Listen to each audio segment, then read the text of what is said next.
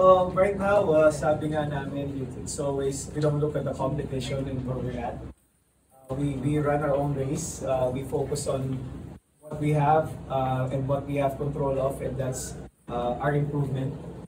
We still obviously are missing the services of Mason and Kian. So as you could see in our games, we're trying to really look for some other guys to step up. We've really been giving opportunities for others like Gian, Gillian Kines. So we're trying to make our lineup as deep as we can heading into the latter parts of the season. But for us, again, winning hides a lot of flaws, so we still have a lot of things to improve on. And the opportunity that we have right now, yes, we might be winning, but there's still a lot of things to consider.